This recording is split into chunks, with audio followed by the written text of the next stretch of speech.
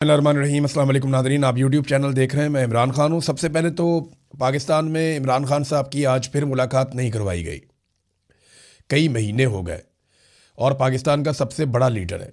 ना मुल्क में कोई आइन है और ना कोई कानून है। इमरान खान साहब की आंख के साथ खिलवाड़ किया गया, उनकी सेहत के साथ खिलवाड़ किया गया। उन्हें क्या हुआ उनकी फैमिली को बिल्कुल नहीं बताया गया। अदालतें बिल्कुल बेबस हैं, पाकिस्तान तहरीक इंसाफ बेबस है और पाकिस्तान का सबसे मकबूल लीडर पाकिस्तान के मिलिट्री रजीम ने इस वक्त जेल के अंदर डाला हुआ है। और ना सिर्फ जेल में डाला हुआ है बल्कि बैरूनी दुनिया से उसका राब्ता मुकम्मल तौर पे काट दिया है। वजह क्या है कि वो शख्स घुटने नहीं टेक रहा। वो शख्स ये नहीं कहता कि मैं हार मानता हूँ, मैं कोई डील करता हूँ। तो वो घुटने नहीं टेक रहा पाकिस्तान के मिलिट्री रजीम के सामने, जिसके सामने माजी में तकरीबन तमाम सियासतदान बारी बारी घुटने टेक चुके हैं। या तो इन्होंने मार दिया या सरेंडर करवा लिया, लेकिन इमरान खान साहब ये नहीं कर रहे। अब एक आंख ज़ाया होने का दावा जो है वो हुकूमती ज़राए ने खुद किया है। बराह रास्त तो कोई इन्फॉर्मेशन इमरान खान साहब के हवाले से है नहीं। इमरान खान साहब के बच्चों ने वीज़े अप्लाई किए, जमैमा खान ने इसके ऊपर ट्वीट करके भी बताया, लेकिन जो एक आधे हफ्ते में वीज़ा मिल जाता है वो कई महीने गुजर गए हैं। लेकिन इमरान खान साहब के दोनों बेटों को वीज़े नहीं मिल रहे और उनकी मुलाकात इमरान खान साहब से नहीं होने दी जा रही। जो कैदियों वाले हुकूक हैं वो भी साबिक वज़ीर आज़म को अभी तक हासिल नहीं है। बल्कि एक नया काम कर रही है पाकिस्तान की एस्टेब्लिशमेंट। एक मरतबा फिर पाकिस्तान में माहौल बना रही है और इस तरह की खबरें फैला रही है। कुछ सोर्सेज ने मेरे तक पहुंचाई, कुछ ने और लोगों तक पहुंचाई, लेकिन एस्टेब्लिशमेंट की क्रेडिबिलिटी बिल्कुल ज़ीरो हो चुकी है। उनकी बात पे अब कोई भरोसा ही नहीं करता, कोई उनका सौदा खरीदता ही नहीं है। वो ये कहते हैं जनाब हम पीछे हटना चाहते हैं, हम ये चाह रहे हैं कि जनाब पाकिस्तान में फिर इलेक्शन हो जाए, हालात नॉर्मलाइज हो जाएं, हम तो चीज़ें ठीक करना चाहते हैं। ये इस किस्म की बहुत सारी बातें माजी में भी करते रहे हैं, लेकिन अब इनके पास पीछे हटने का इम्कान कोई नहीं है। इन्हें खुद जब ये पीछे हटेंगे तो सब खत्म हो जाएगा इनके लिए, ये इन्हें दिखाई दे रहा है। पाकिस्तान की अवाम अब कभी भी पाकिस्तान की एस्टेब्लिशमेंट को तस्लीम नहीं करेगी। ये सिर्फ टाइम निकालने की कोशिश कर रहे हैं और यही टोला मुसल्लत रहेगा। इसका सबूत ये है महंगी गाड़ियाँ, महंगे जहाज़ और जितनी चीज़ें ये अपनी अय्याशी के लिए ले रहे हैं, ये कोई आने वाले हुक्मरानों को थोड़ी देने जा रहे हैं। ये सब जानते हैं, मौजूदा हुकूमत, एस्टेब्लिशमेंट, मिलिट्री रजीम, ये सब जानते हैं कि इन्होंने किस तरीके से इस इक़्तिदार को लंबा खींचना है। अवाम सिर्फ इस इक़्तिदार को छीन सकती है, इनसे अपना हक छीन सकती है। ये बड़े आराम से हक वापस नहीं करेंगे, सवाल ही पैदा नहीं होता। ARY ने एक खबर इसी हवाले से उससे खबर भी दिलवाई गई ARY की जानिब से कि जनाब कोई अलीमा खान ने और सुहेल अफरीदी ने मिलकर एस्टेब्लिशमेंट के बंदों के साथ कोई राब्ते रुब्ते किए हैं और इस किस्म की कोई खबर दिलवाई गई जनाब के वहाँ पे कुछ चीज़ें तय हो गई हैं और कोई मुलाकातें बंद करवाई गई हैं जानबूझकर। तो ये मैंने दोनों सोर्सेज से बात की, मेरी सुहेल अफरीदी साइड से भी बात हुई, अलीमा खानम। तो दोनों तरफ से मुझे जो खबर मिली कि हमारी तो मुलाकात ही नहीं हुई, आपस में मुलाकात नहीं हुई। सुप्रीम कोर्ट में आखिरी मुलाकात हुई थी, तो उसके बाद से लेकर अब तक हम कहाँ मिले, किसको मिले, ये तो कहानी है। और कहानी सुनाने वालों ने, यानी जर्नलिस्ट की ये ड्यूटी होती है ना कि वो दूसरी तरफ से पूछ ले, जी आप भी बता दें। अब अलीमा खानम तो सबकी एक्सेस में है और सुहेल अफरीदी भी सबकी एक्सेस में है। ये कोई शरीफ ख़ानदान तो है नहीं जिससे आप पूछेंगे जनाब ये तैयारा कौन लेकर गया, कितने बजे लेकर गया, तैयारे का रिकॉर्ड दे दें, तो वो मामला छुपा लेंगे, वो बात ही नहीं करेंगे। फिर ऑफ द रिकॉर्ड वो कह रहे हैं जनाब कि वो मरियम सफदर का बेटा लाहौर में ही है। फिर बाद में जब कहा गया जनाब सबूत दें उसका कोई, तो वो सबूत भी कोई नहीं है। फिर जब तक कि वो जहाज़ वापस नहीं पहुंच गया तब तक इनका मुंह बंद था, ये बात ही नहीं कर रहे थे। फिर जहाज़ उजलत में जब वापस आया तो फिर बताया गया जनाब ये तो बेटा, ये सामने आ गया, तस्वीर आ गई।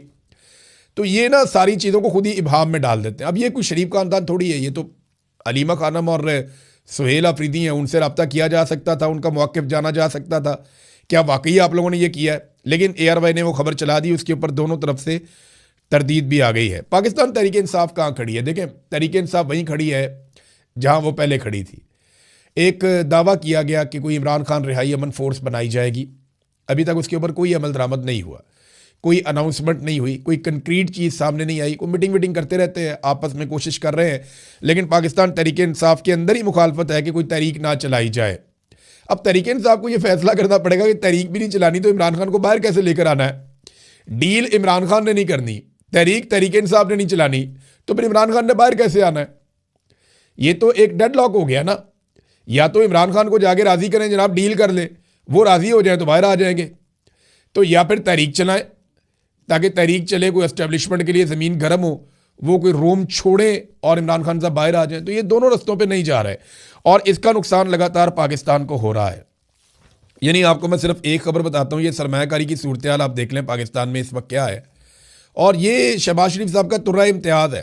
ये जब भी हुकूमत में आते हैं ना, PMLN, ये बर्बादी फेरते हैं मईशत की। इनके जाने के बाद पता चलता है। स्टेट बैंक ऑफ पाकिस्तान की जानिब से आदाद शुमार जारी की गए हैं। फरवरी 2026 में बैरूनी सरमायाकारी जो है वो मज़ीद कम हो गई है। रवा माली साल में बैरूनी सरमायाकारी में जो मजमूई तौर पर 44% मज़ीद कमी देखी गई है। अब अंदाज़ा करें आप कि 50 साल के सरमायाकारी के रिकॉर्ड तो पहले ही टूट गए थे।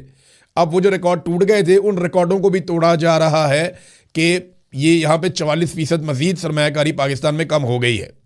ये नाज़रीन हालात है। नाज़रीन एक छोटी सी चीज़ और पाकिस्तान के अंदर से बताता हूँ, फिर आलमी खबरों की तरफ चलेंगे, खित्ते के हालात। खबर यह है कि सोशल मीडिया पे एक नया और अजीबोगरीब ट्रेंड देखने में आ रहा है। ये गुज़िश्ता चंद दिनों से कार्रवाई हो रही है। बेशुमार नए अकाउंट्स बनाए जा रहे हैं और ये अकाउंट्स छोटे छोटे हैं, 500, 400, 200, 50, इतने इनके फॉलोअर्स हैं। ये आपस में एक दूसरे को फॉलो कर रहे हैं। इस सारे ट्रेंड को जब चेक किया गया तो एक अजीब चीज़ ये हुई कि कुछ ऐसे नए अकाउंट बनाए गए हैं, ये अकाउंट इमरान खान और आसिम मुनीर को एक ही वक्त में सपोर्ट कर रहे हैं। आपको हैरत हुई ना? अभी मुझे ये नहीं पता कि गेम क्या है, आने वाले वक्त में होने क्या वाला है, लेकिन बाई डिज़ाइन कुछ ऐसे अकाउंट्स सोशल मीडिया पे लॉन्च कर दिए गए हैं, बना दिए गए हैं, जो सेम टाइम में इमरान खान को, उनके मौक़िफ़ को और आसिम मुनीर को सपोर्ट कर रहे हैं। मुझे नहीं पता ये कौन बना रहा है। पाकिस्तान तहरीक इंसाफ के सोशल मीडिया वालों से, इक्का दुक्का लोगों से मेरी बात हुई, वो कहते जी हमें तो पता ही नहीं है इसका, और ये चीज़ वो नोट कर रहे हैं। और जब मेरी बात हुई दूसरी जानिब सोर्सेज से, तो उन्होंने कहा जी कि हम कुछ नहीं कह सकते। तो मामला ये है कि कुछ अकाउंट्स ऐसे बनाए जा रहे हैं जो इमरान खान साहब के मौक़िफ़ को सपोर्ट करते हैं और साथ में आसिम मुनीर की भी तारीफ़ करते हैं, उसके मौक़िफ़ को भी सपोर्ट करते हैं। ये कैसे हो सकता है? आग और पानी का मिलाप। बहरहाल देखते हैं कि इससे क्या हासिल करने की कोशिश की जाती है। अब आ जाए नाज़रीन उस बड़ी खबर की तरफ जिसने हिलाकर रख दिया सबको। पाकिस्तान एयरफोर्स ने अफगानिस्तान के ऊपर लगातार हमले जारी रखे हुए हैं और पाकिस्तान की हुकूमत ये समझती है कि पाकिस्तान में जो भी दहशतगर्दी आ रही है वो अफगानिस्तान की जानिब से आ रही है और अफगानिस्तान की हुकूमत उन दहशतगर्दों को भेज रही है और पीछे से इंडिया इस सारे मामले की चाबी घुमा रहा है। ये पाकिस्तान के अंदर एक नैरेटिव है। लेकिन सवाल ये पैदा होता है कि पाकिस्तान में दहशतगर्दों को एंट्री किसने दी? पाकिस्तान में दहशतगर्दों की एंट्री होती है जून 2022 में। राणा सनाउल्लाह साहब इसके बारे में अनाउंस करते हैं। ये आइडिया था जनरल बाजवा, जनरल नदीम अंजुम और जनरल फैज़ हमीद। ये तीनों जर्नैल जो हैं वो इसके लिए जिम्मेदार हैं। एक कोर कमांडर पेशावर था, एक DG ISI था और एक पाकिस्तान का आर्मी चीफ था। इन तीनों ने प्लान किया और दहशतगर्दों को बाई डिज़ाइन पाकिस्तान लेकर आए। जून से लेकर अगस्त तक दहशतगर्द पाकिस्तान आते रहे, सितंबर तक आते रहे बल्कि, और पाकिस्तान तहरीक इंसाफ और खैबर पख्तूनख्वा की हुकूमत चिल्लाती रही कि दहशतगर्दों को पाकिस्तान में दाखिल मत करो। पुलिस चिल्लाती रही, हुकूमत चिल्लाती रही, अवाम कहते रहे, अमन पासून के लोग आते रहे, ताजिर एहतजाज करते रहे, लेकिन दहशतगर्दों को लाकर बसाया जाता रहा। अब दहशतगर्दी गले में फंस गई आके। यानी जानबूझकर दहशतगर्दों को पाकिस्तान में ये तीन जर्नैल लेकर आए थे ताकि कोई सियासी मैदान के अंदर कोई कामयाबी हासिल की जाए। वो सियासी फ़ायदा तो हुआ नहीं, लेकिन हुआ क्या, वहाँ पे दहशतगर्दी बढ़ गई और वो गले में फंस गई। और अब दहशतगर्दों के खिलाफ ऑपरेशन करते हैं तो मकामी अफराद मानते नहीं हैं। तो अब अफगान तालिबान के ऊपर जब से अमेरिका ने बग्राम एयरबेस के बारे में कहा कि वो हमारे पास होनी चाहिए, बल्कि अब अमेरिकन एक्सपर्ट्स ये कहते हैं कि अगर बग्राम एयरबेस हमारे पास होती तो हम ईरान को मज़ा चखा देते। तो ईरानी ये कहते हैं कि अफगानिस्तान ने अमेरिका को बग्राम एयरबेस ना देकर शानदार काम किया। ईरान अफगानिस्तान की तारीफ करता है इस मामले में। इमरान खान साहब की बहनों से बड़ा लंबा अरसा हो गया, अब तो उनके भाई की मुलाकातें नहीं करवाई जा रही। लगभग 2.5 महीने से जायद हो गए हैं। इमरान खान साहब की बहनें मिलने के लिए जाती हैं अपने भाई को और यह निज़ाम उनकी मुलाकात होने नहीं देता। लगातार जुल्म किया जा रहा है, लगातार उन्हें मुलाकात से रोका जा रहा है। मसला क्या है? मसला सिर्फ फील्ड मार्शल आसिम मुनीर साहब का है। फील्ड मार्शल आसिम मुनीर साहब ने यह जिद पकड़ ली है कि पाकिस्तानियों के सबसे बड़े लीडर इमरान खान की मैंने नाक रगड़वानी है। मैंने इमरान खान साहब को नीचे बिठाना है, मैंने इमरान खान को शिकस्त देनी है, मैंने उसको डरा हुआ देखना है। और इमरान खान साहब ने जिद पकड़ ली है कि मुझे डरा हुआ देखना तुम्हारा ख्वाब रह जाएगा। मैं तो नहीं डरता और मैं तुमसे माफी भी नहीं मांगूंगा। मैं मौत को पसंद कर लूंगा, लेकिन जो तुम चाहते हो वो मैं तुम्हारे लिए नहीं करूंगा। तो ये बात फील्ड मार्शल से बर्दाश्त नहीं हो रही। और क्योंकि इमरान खान साहब खुलकर तनकीद भी करते हैं उनके ऊपर, और इमरान खान साहब से जब लोग जाकर मिलते हैं तो एक तहरीक खड़ी होने की भी उम्मीद बढ़ जाती है। लिहाजा इमरान खान साहब से army chief field marshal Asim Munir साहब ने यह फैसला किया कि मुलाकातें ना करवाई जाएं। और यह आसिम मुनीर साहब का फैसला है, कोई अदालत इसके अंदर कोई रोल प्ले नहीं करती। अदालत ने तो ऑर्डर दिया हुआ कि मुलाकात करवाएं, लेकिन वो जूते की नोक के ऊपर रखा जाता है। तो ये जो जूते की नोक है ना, ये आपको सामने कोई जेलर नजर आएगा, कोई एसएचओ, कोई एसपी, कोई थानेदार, आपको सामने वो लोग नजर आएंगे, लेकिन पीछे से जो धक्का है वो आसिम मुनीर साहब का है। वो नहीं चाहते तो इमरान खान साहब की मुलाकातें नहीं होती। और वैसे भी पाकिस्तान तहरीके इंसाफ ने कुछ ज्यादा किया नहीं इमरान खान साहब की मुलाकातों के लिए। वो बहुत कुछ कर सकते थे। अब तो लोग खुलकर बोलना शुरू हो गए कि क्यों नहीं ये 350 MNAs, MPAs और सेनेटर्स मिलकर अदालत में जाकर बैठ जाते। ये बैठे रहे इस्लामाबाद हाई कोर्ट में जब तक कि इमरान खान साहब की मुलाकात नहीं करवाई जाती। क्या होगा? इन्हें गिरफ्तार कर लिया जाएगा, पूरी दुनिया में रोला पड़ जाएगा। क्या होगा? इन्हें घसीट के वहां से निकाला जाएगा, पूरी दुनिया में ये विजुअल्स चलेंगे। आसिम मुनीर साहब ज्यादा बोझ इसका नहीं उठा पाएंगे। लिहाजा पाकिस्तान तहरीके इंसाफ भी कोई इतनी दबा के कोशिश नहीं कर रही कि उनके लीडर की कैद तन्हाई कम हो जाए या खत्म हो जाए। उन्हें इससे ज्यादा कोशिश करनी चाहिए थी। वो अपनी स्ट्रेंथ को, अपनी ताकत को शायद समझ नहीं पा रहे। देखिए, अगर किसी को यह लगता है ना कि वो इमरान खान से ज्यादा खुद को बहादुर साबित कर लेगा पाकिस्तान की सियासत में, तो पाकिस्तान के जो सियासतदान हैं या पाकिस्तान के जितने भी लीडर हैं ना, उनको अब एक बात माननी पड़ेगी। या तो उन्हें इमरान खान से ज्यादा सख्त जेल काटनी पड़ेगी, अपने आप को तैयार रखना पड़ेगा कैद तन्हाई के लिए, तकालीफ के लिए, जुल्म, बर्बरियत और फस्तायत को बर्दाश्त करने के लिए, अपनी फैमिलीज के ऊपर जुल्म बर्दाश्त करने के लिए, तो शायद वो साबित कर सके कि वो इमरान खान से ज्यादा बहादुर है। दूसरा रास्ता यही है कि उन्हें फौरी तौर पे सरेंडर करना होगा कि जनाब हम इमरान खान नहीं बन सकते, हम जरदारी और नवाज शरीफ के पैरोकार हैं। लिहाजा जैसे उन्होंने सरेंडर किया था वैसे ही हमारा सरेंडर भी हाजिर है और हम सरेंडर कर देंगे। नाज़रीन, पाकिस्तान ने फील्ड मार्शल आसिम मुनीर साहब की पाकिस्तान के अंदर बड़ी गेम उठाई जाती है। बहुत सारे सहाफी हैं, बल्कि बैन अल-अक़वामी मीडिया में भी खबरें छुपाई जाती हैं कि उन्होंने खारजी महाज पे बड़ी कामयाबियां हासिल की, पाकिस्तान के ताल्लुकात कहां से कहां चले गए, लेकिन टके की पाकिस्तान में इन्वेस्टमेंट नहीं आई।